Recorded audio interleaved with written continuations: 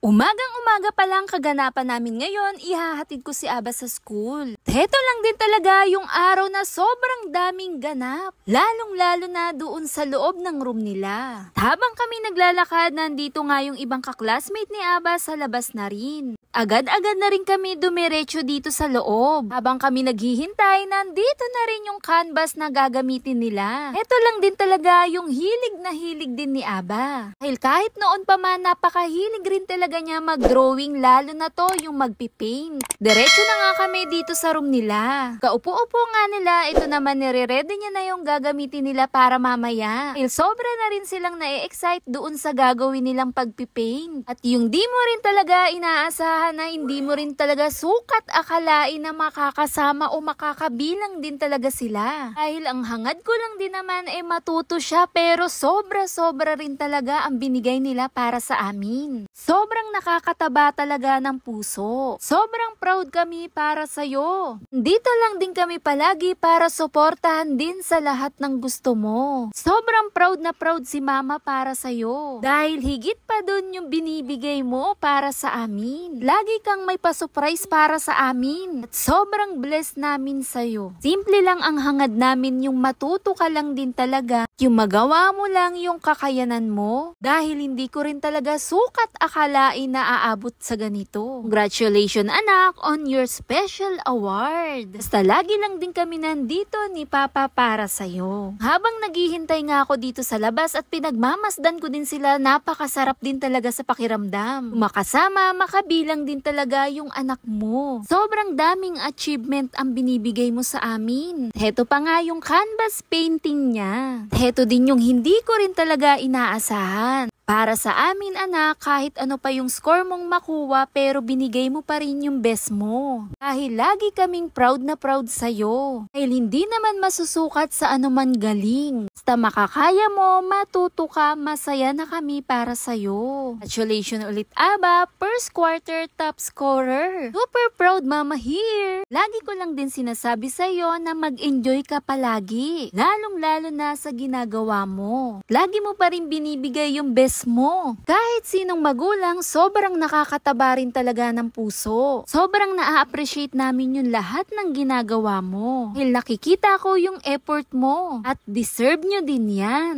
Kaka-proud talaga, sobra-sobra. At habang pinagmamasdan ko nga sila, hindi mo pa rin mapinta ang ngiti mo sa labi. Lagi mong tatandaan na laging proud si Mama sa'yo at si Papa. Suportahan ka sa kahit anong paraan na makakaya namin. Sobrang na-appreciate namin yung bawat ginagawa mo. At walang katumbas na saya. Lagi kaming proud na proud sa'yo. Yun lang. Follow for more. Bye!